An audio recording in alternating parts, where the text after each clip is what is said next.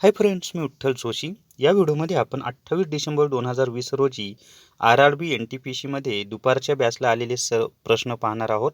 22 प्रश्न आपण या व्हिडिओमध्ये पाहणार आहोत आणि सकाळच्या बॅचला आलेल्या प्रश्नांचा एक व्हिडिओ मी अपलोड केलेला आहे. तो व्हिडिओसुद्धा तुम्ही पाहून घ्या.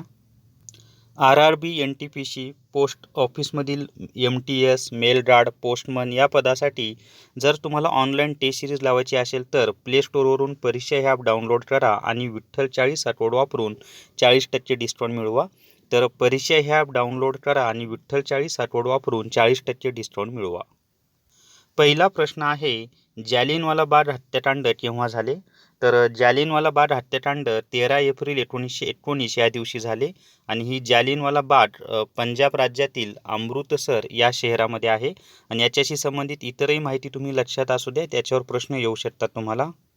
दुसरा प्रश्न आहे, सापेक्षतावादाचा सिद्धांत कोणी सांगितला? तर सापेक्षतावादाचा सिद्धांत आइन्स्टाईन यांनी सांगितलेला आहे. जालियनवाला बाग हत्याकांड झाले तेव्हा भारताचे व्हाईसरॉय कोण होते? तर जालियनवाला बाग हत्याकांड झाले तेव्हा भारताचे व्हाईसरॉय लॉर्ड चेम्सफोर्ड हे होते. पुढीलपैकी सदिश राशी कोणती आहे? तर याच्यामध्ये पर्याय माहिती नाही आहेत, म्हणून मी जेवढ्या सदिश राशी आहेत त्या सांगितल्यात पहा.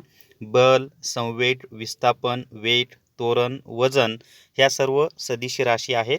आणि सदिश राशी म्हणजे काय, तर ज्या भौतिक राशी व्यक्त करण्यासाठी दिशा आणि भौतिक परिमाण या दोन्हीची आवश्यकता असते त्यांनाच आपण सदिश राशी असे म्हणतो. आणि आदिश राशीसुद्धा माहिती असू द्या. आदिश राशी म्हणजे काय, तर ज्या भौतिक राशी व्यक्त करण्यासाठी फक्त भौतिक परिमाणाची आवश्यकता असते, दिशेची आवश्यकता नसते, त्यांना आदिश राशी असे म्हणतात. संयुक्त राष्ट्र सुरक्षा परिषदेचे मुख्यालय कोठे आहे?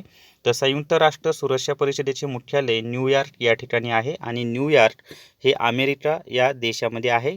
प्लाशीच्या युद्धामध्ये कोण सहभागी झाले होते? तर प्लाशीच्या युद्धामध्ये कोण सहभागी झाले होते असा प्रश्न आहे. तर प्लाशीच्या युद्धामध्ये बंगालचा नवाब सिराज उद्दौला आणि ब्रिटिशांकडून रॉबर्ट क्लाईव्ह हे सहभागी झाले होते. तर असा तो प्रश्न होता. आणि हे जे युद्ध आहे प्लाशीचं युद्ध ते 1757 मध्ये झालेलं आहे आणि प्लाशी हे ठिकाण बंगाल या राज्यामध्ये आहे. बार्कचे मुख्यालय कोठे आहे? तर बार्कचे मुख्यालय मुंबई या ठिकाणी आहे आपल्या महाराष्ट्रामध्ये. आणि बार्क म्हणजेच भाभा ॲटॉमिक रिसर्च सेंटर. खूप परीक्षांना येणारा प्रश्न येतो. भारताचा पहिला संदेशवहन उपग्रह कोणता आहे? तर भारताचा पहिला संदेशवहन उपग्रह ॲपल हा आहे आणि तो 1981 मध्ये अवकाशामध्ये सोडण्यात आला होता. तर ॲपल हा भारताचा पहिला संदेशवहन उपग्रह आहे. आणि भारताचा पहिला उपग्रह कोणता विचारलं तर तो आर्यभट्ट हा भारताचा पहिला उपग्रह आहे, हे सुद्धा माहिती असू द्या. आणि आर्यभट्ट हे गणित तज्ज्ञ होते. येन हे कोणत्या देशाचे चलन आहे? तर येन हे जपान या देशाचे चलन आहे. FICCI चा लॉंग फॉर्म सांगा. तर FICCI म्हणजेच federation of Indian chambers of commerce and industry असा त्याचा लॉंग फॉर्म आहे. याची स्थापना 1927 मध्ये झालेली आहे आणि फिक्कीचे मुख्यालय हे नवी दिल्ली या ठिकाणी आहे. त्याच्यानंतरचा प्रश्न आहे, टॅक्सॉनॉमीचे जनक कोण आहेत? तर टॅक्सॉनॉमीचे जनक कार्ल लिनियस हे आहेत आणि नेहमी विचारला जाणारा हा प्रश्न आहे. संविधान सभा निर्माण करण्याचा विचार सर्वप्रथम कोणी मांडला? तर संविधान सभा निर्माण करण्याचा विचार सर्वप्रथम मोतीलाल नेहरू यांनी मांडलेला आहे. 2020 सालच्या अर्थशास्त्रातील नोबेल पुरस्कार कोणाला मिळाला? तर 2020 सालचा अर्थशास्त्रातील नोबेल पुरस्कार रॉबर्ट विल्सन आणि पॉल आर मिलग्रो यांना मिळालेला आहे. आता 2020 मध्ये जे नोबेल पुरस्कार आहेत त्या सर्व नोबेल पुरस्कारांचा तुम्ही अभ्यास करा. त्याच्यावर मी एक व्हिडिओसुद्धा बनवलेला आहे, चालू घडामोडीच्या प्लेलिस्टमध्ये तुम्हाला सापडेल, कारण आता इतरही पुरस्कार तुम्हाला विचारले जाऊ शकतील. 14 नंबरचा प्रश्न आहे, फिल्मफेअर पुरस्कार 2020 कोणत्या चित्रपटाला मिळाला आहे? तर फिल्मफेअर पुरस्कार 2020 हा गली बॉय या चित्रपटाला मिळालेला आहे. आता याच्यावर फिल्मफेअर 2020 मध्ये तुम्हाला बेस्ट ॲक्टर कोण, बेस्ट ॲक्टरेस कोण आहे किंवा बेस्ट डायरेक्टर कोण आहे असे सुद्धा प्रश्न विचारले जाऊ शकतील, त्याचीसुद्धा माहिती असू द्या. त्याच्यानंतरचा आता प्रश्न पाहूयात आपण. कॉमनवेल्थ गेमचे 5 वेळा आयोजन कोणत्या देशात केले आहे किंवा कोणत्या देशाने केले आहे? तर कॉमनवेल्थ गेमचे 5 वेळा आयोजन आत्तापर्यंत ऑस्ट्रेलिया या देशामध्ये झालेलं आहे. टिहरी धरण कोणत्या राज्यात आहे?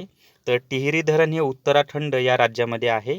त्याच्यानंतरचा प्रश्न आहे, ग्रॅमी अवॉर्ड कोणत्या क्षेत्राशी संबंधित आहे? तर ग्रॅमी अवॉर्ड हा संगीत या क्षेत्राशी संबंधित आहे. NIUचा फुल फॉर्म सांगा. तर NIUचा फुल फॉर्म आहे नेटवर्क इंटरफेस युनिट असा त्याचा फुल फॉर्म आहे. आता 19 नंबरचा प्रश्न आहे, कोणत्या घटनादुरुस्तीनुसार मूलभूत कर्तव्यांचा समावेश भारताच्या राज्यघटनेत करण्यात आला आहे? तर 42व्या घटनादुरुस्तीनुसार मूलभूत कर्तव्यांचा समावेश भारताच्या राज्यघटनेत करण्यात आलेला आहे. आणि ही जी 42वी घटनादुरुस्ती आहे ती 1976 साली झालेली आहे आणि सर्वात मोठी घटनादुरुस्ती मानल्या जाते. आत्तापर्यंत एकूण 18 मूलभूत कर्तव्ये भारतीय नागरिकांचे आहे. सुरुवातीला 10च होते, परंतु नंतर अजून एक त्याच्यामध्ये ॲड केलेलं आहे. तर आता सध्या एकूण 18 मूलभूत कर्तव्ये भारतीय नागरिकांचे आहेत. विधान परिषद कोणत्या राज्यामध्ये अस्तित्वात आहे? तर आता पर्याय काय होते मला माहिती नाही आहे, पण सध्या कोणकोणत्या राज्यांमध्ये विधान परिषद अस्तित्वात आहे ते आपण पाहूयात. तर महाराष्ट्र, उत्तर प्रदेश, आंध्र प्रदेश, तेलंगणा, कर्नाटक आणि बिहार या राज्यांमध्ये विधान परिषद अस्तित्वात आहे. जम्मू काश्मीरमध्ये सुद्धा विधान परिषद अस्तित्वात होती, परंतु आता जम्मू काश्मीरचं विभाजन झालं आणि त्याला राज्याचा दर्जाच राहिलेला नाही आहे. तो केंद्रशासित प्रदेश झालेला आहे, म्हणून तिथली विधान परिषदसुद्धा बरखास्त झालेली आहे.